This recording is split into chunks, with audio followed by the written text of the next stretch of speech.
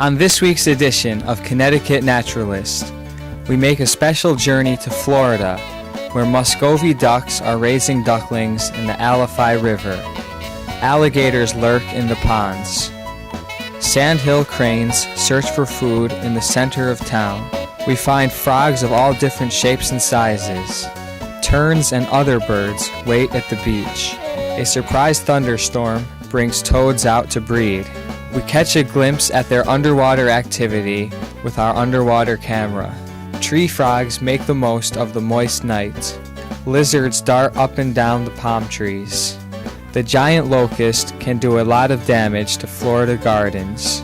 Ibises allow us a close look at their activity. All this and more on this week's edition of Connecticut Naturalist. And now, here's your host. Hello, friends. I'm Will Michael, and you're watching the Connecticut Naturalist. This week's episode is entitled The Connecticut Naturalist Meets the Florida Naturalist. A few weeks ago, I received a letter from a young science student, Chase Bullock. He was vacationing in Connecticut and caught my program. He lives in Riverview, Florida, and he invited me to his town to document some local wildlife. So let's begin our trip to Florida. Hello, I'm Chase Bullock. I'm 10 years old and I went up to Connecticut and met the Connecticut Naturalist. I've seen his show and I invited him to come down here. And I'd like to really be a veterinarian and everything because I love animals. Chase and I begin our adventure on the Alligators River. I'm in Riverview, Florida, just outside of Tampa. The Alligators is about a half a mile away from Chase's house. We're going to see how many animals we can find. Our first sighting is a mother Muscovy duck with a wingful of ducklings. The mother has led her brood into a shallow cove of the river. Underwater vegetation is easy to find here. Notice how the ducklings jump up and pull the plants out of the mother's mouth. I'm operating the camera from inside the kayak. Forgive me if the picture moves a little, but it's impossible to keep the kayak from rocking. As the mother leads the ducklings further into the cove, we see a night heron hunting in the shallows off the shore. The two species seem to be familiar with each other. But the heron is trying to hunt. The little ducklings are chasing away all of the fish, or invertebrates, that the heron is searching for.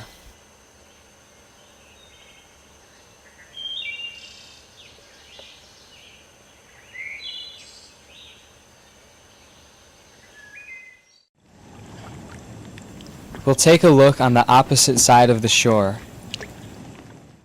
Plants grow on the muddy riverbank. This is a lot different than the Connecticut forests that I'm used to. A pair of locusts breed. The locust is in the grasshopper family. They're a large insect. Locusts sometimes are confused with cicadas, but they're totally different.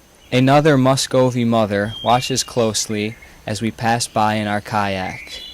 Her ducklings are larger. They must have hatched earlier than the previous mothers. Continuing out of the cove and farther upstream,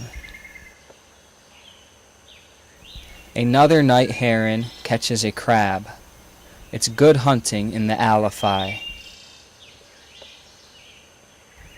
A larger blue heron also searches for food. There are birds everywhere out here. The picturesque sunset promises better wildlife footage tomorrow. That was a beautiful sunset at the end of our first day in Florida. On our second day, we headed out to Howard Beach and took a look at some ocean wildlife. Here at Howard Beach, we catch a view of another blue heron. This one is among the tallest herons I've ever seen. It's hunting in the salt water. Back in Connecticut, we find herons in our freshwater streams and ponds.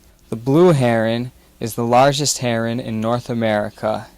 In Florida, there is a white version of this heron. We'll have more on this later. As we look farther down the beach, we see a seagull cleaning its feathers.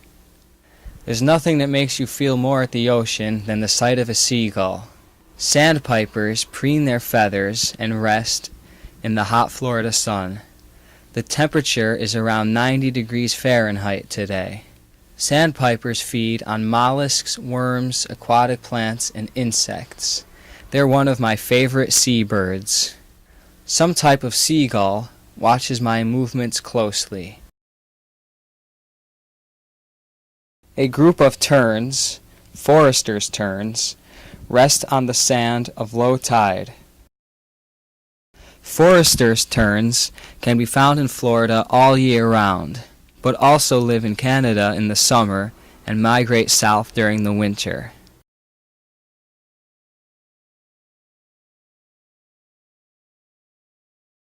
Under the water, some clams are busy filter feeding. They suck in water and filter out organic matter for sustenance. Another bird hunts among the rocks of the jetty.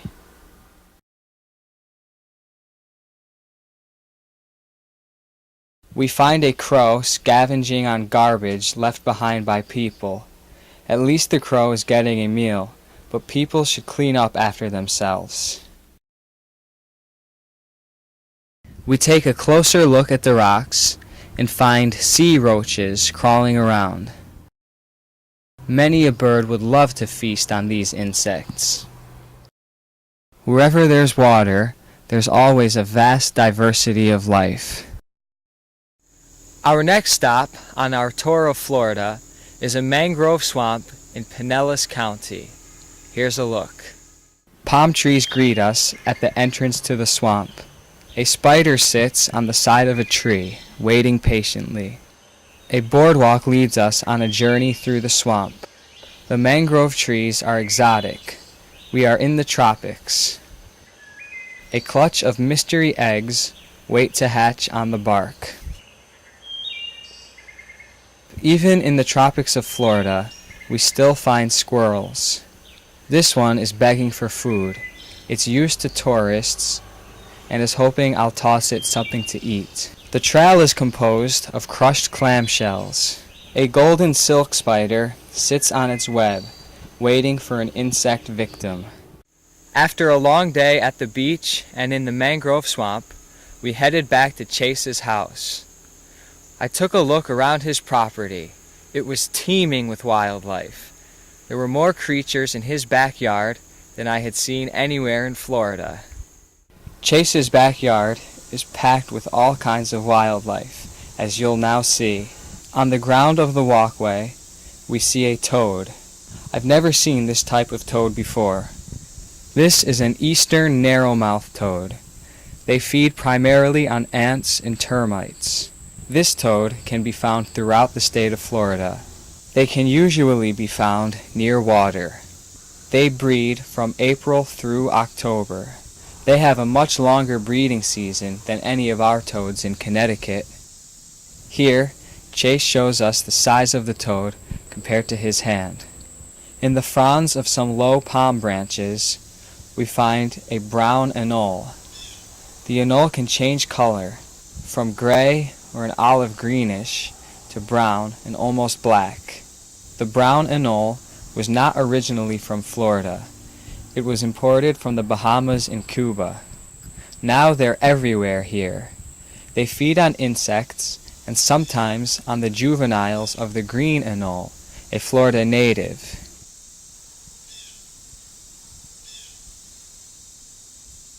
Nearby, a locust crawls up a plant leaf. Notice the coloration of the locust. When handled, this insect will secrete a sticky fluid as a way to ward off predators.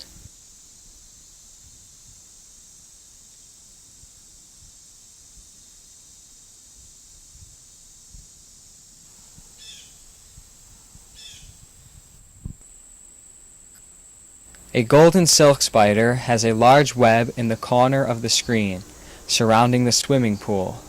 This is a female. The female ranges from 25 to 40 millimeters in length, while the male is only 4 to 6 millimeters long. That means that the female could be 10 times larger than the male. Males are often found in the same webs as the female. Notice the patches of hair on the spider's legs. All this life in our Florida backyard. On our next day, we headed to an alligator and bird sanctuary. On our way through town, we caught a glimpse of some sandhill cranes off the roadside. As we're driving through town, we find a family of sandhill cranes on the side of the road between a gas station and a plaza. Sandhill crane fossils were found in Nebraska dating back 6 million years. This makes the sandhill crane the oldest species of bird known to scientists today. The sandhill cranes found in Florida do not migrate. They remain here all year. There are 6 subspecies of sandhill cranes. The Florida subspecies is now considered endangered. In this picture, we have a parent with 2 immature birds. The adult can be distinguished by the presence of the red crown on the top of its head. The adult wingspan can be 80 inches or longer. That's over 6 feet. The sandhill crane is one of 2 native crane species in North America. The other is the whooping crane, which is also endangered. Its numbers are far lower than the sandhill crane.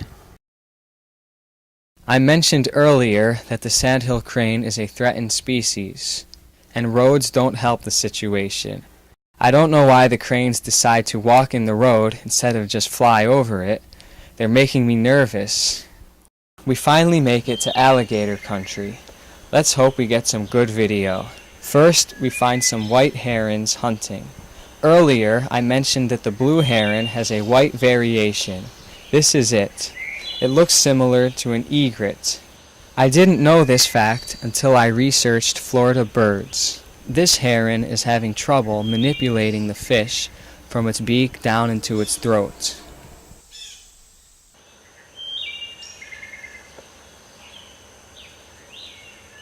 Now here is an egret. You can see how similar it is to the white heron. A distinguishing characteristic is that egrets have solid black legs below the feather line. The egrets are expert fishermen. Let's watch it hunt.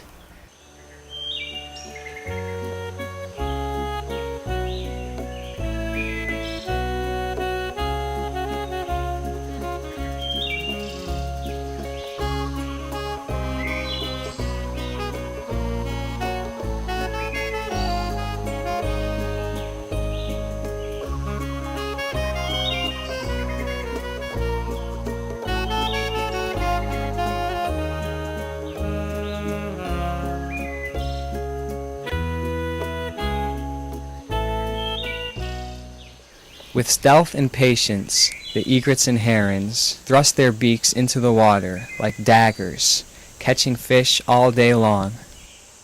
Here's a look into the water. You can see that there's a lot of fish for the birds to feed off of. A lookout tower offers a good view at some Spanish moss hanging from the trees. The wispy moss sways in the breeze. It's hypnotic.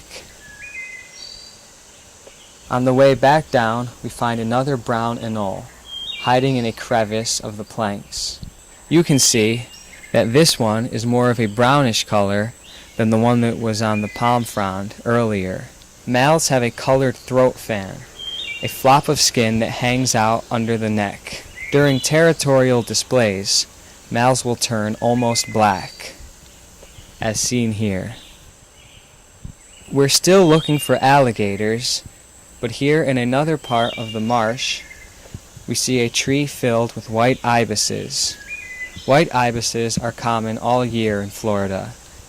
They live together in small colonies and build nests out of sticks or twigs in trees or reed beds. Some white ibises have interbred with the scarlet ibis from South America. Their offspring come in different shades of pink and scarlet. Here we see an ibis on the edge of the forest in the underbrush. If we remain quiet, hopefully it will venture into the clearing. This ibis has found something. It's trying to swallow it with some difficulty. I can't tell what it is from here. Finally, it swallowed the morsel. It took a while. I hope it was worth it. Continuing our search for an alligator. A cormorant tries to dry its wings, but a passing rain cloud is drizzling down on us. Another blue heron waits in the reeds. This one's plumage looks a bit shabby. There in the distance, we finally see an alligator swimming. Let's go in for a closer look. In this corner of the pond, we find where the alligators lurk. I see about 3 in this area. They look to be between 5 and 6 feet long. Look how still the gator remains. This one is larger. I've never seen an alligator in the wild before. I'm not going to get too close in case something happens. I leave all the alligator wrestling to the crocodile hunter, and I'll stick with the salamander wrestling back in Connecticut. We have a nice view of this gator swimming. In the picture it looks large, but this one is small compared to some other gators.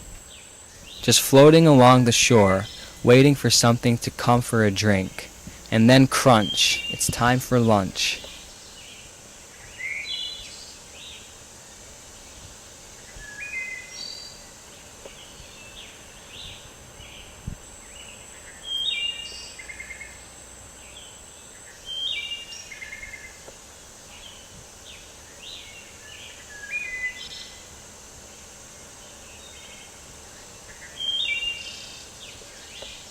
Who would have thought? Alligators on the Connecticut Naturalist program. After another long day of filming, Chase and I headed back to his house. That night, torrential downpours came in. The rain drew frogs and toads into pools to breed and lay eggs. I felt like I was reliving the vernal pool season from Connecticut. Now we're dealing with my favorite animals. Tree frogs perch on the glass of the slider door on the house. We're looking out at the frog from inside the house. Tree frogs are fantastic climbers. They have small suction cups at the end of each toe. They can stick easily to many surfaces. Down on the ground, we find a breeding pair of tree frogs. Notice how much larger the female is than the male. They're also different colors. The male is green and the female is a brownish gray. They almost look like different species. Another tree frog peers into the living room. He's trying to catch a peek at a television set. There's a show on the Discovery Channel about amphibians. Last night, heavy rains filled up a retention pool on Chase's property. Frogs and toads are everywhere tonight, breeding, singing, and depositing eggs. A narrow-mouthed toad heads across the driveway on his way to the pool. The retention pool is filled with spadefoot toads. Spadefoot toads come out during heavy rains. We have spadefoot toads in Connecticut, but they are extremely hard to find and only live in certain areas of the state. Here in Florida, they're much more common. Spadefoot toads have eyes that differ from most other toads. The pupil is vertical, like a cat's pupil. The eastern spadefoot's habitat spreads from southern New England all the way to Florida. This toad has smooth skin, unlike many of its toad cousins that have bumpy skin. Notice the way the male produces his call. He floats in the water and arches his neck back to get his air sac above the water's surface. You may remember on a past episode I showed how the common American toad in Connecticut has to stand out of the water so his air sac won't be obstructed. The spadefoots don't have to do that. They sing while floating on the water.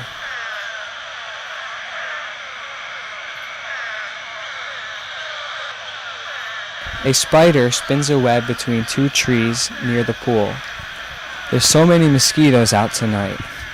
I'll stand next to the web and hopefully it will catch some of the mosquitoes that are buzzing around my ears. Spider silk is the strongest material known to scientists today. As we discussed on an earlier episode, scientists are now making synthetic spider silk to use in bulletproof vests and several other materials that strong fibers are needed.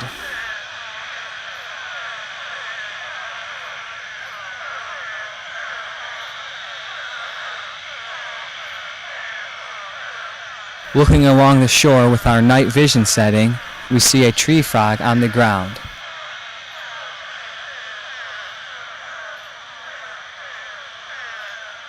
Spadefoot toads are named for a sharp-edged black spade that occurs on each hind leg.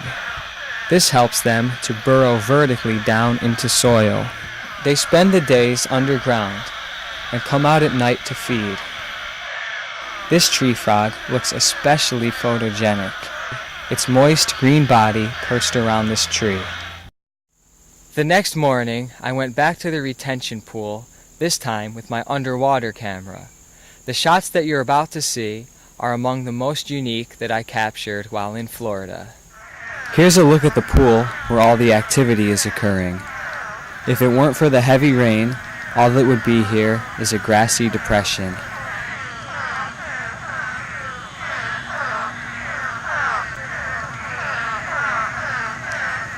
Males have a yellowish color, while the females are more brown. For the first time, we can see what the toads look like underwater. I'm always surprised at how well they maneuver in the water. These toads only spend a tiny percentage of their lives in water, yet they're agile swimmers. The male squeezes the female, forcing her to release her eggs. This act is called amplexus.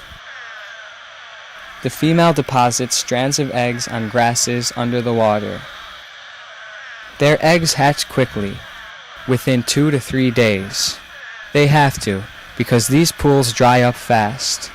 The transformation from tadpole to frog ranges from 14 to 60 days. One scientist told me that the depth of water plays a role in how fast the tadpoles develop. Deeper water allows a longer development time, and shallow water causes a faster metamorphosis. In shallow water, the tadpoles will even cannibalize each other. If the water dries up, they'll all die, so competition is fierce. This is like looking into another world.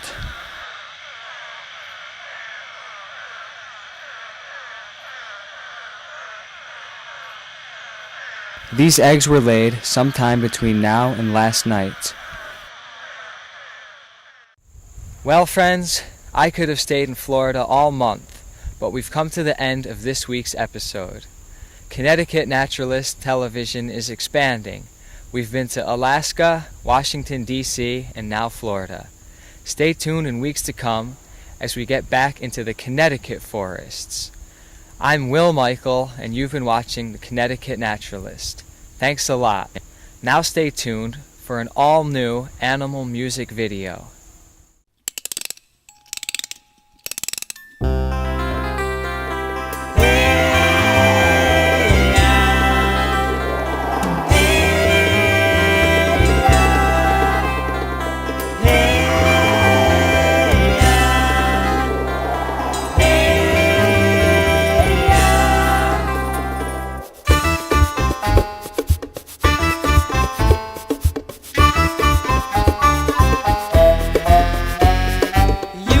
The snow. Oh, where did you go when the sun came out? You could not be found. Like a child does rise, smile with surprise. There's a wonderland, it's there to place at hand. You can came in my life and stayed for some time. You made me so glad, the one for me's at hand. You give me no sign of when you will return. Every now and then you are back in my life, and each time I pray that you will remain. With the mist of the morning, you are leaving here today. All my plans evaporate away.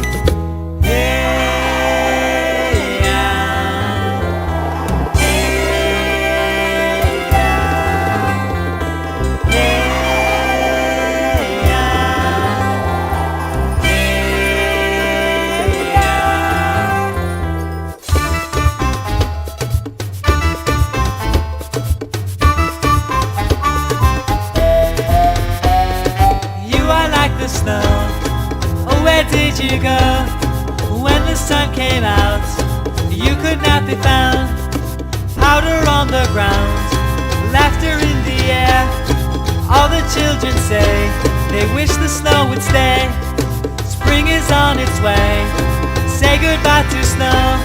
She'll be back again. Nobody knows when. You give me no sign of when you will return. Every now and then you are back in my life, and each time I pray that you will remain.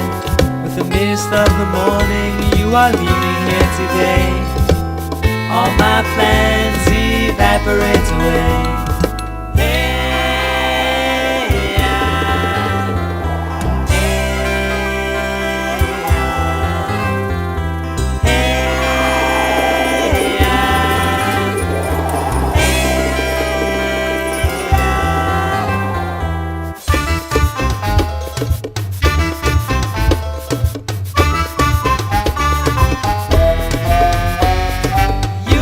The snow. Oh, where did you go? When the sun came out, you were not around. You are like the snow.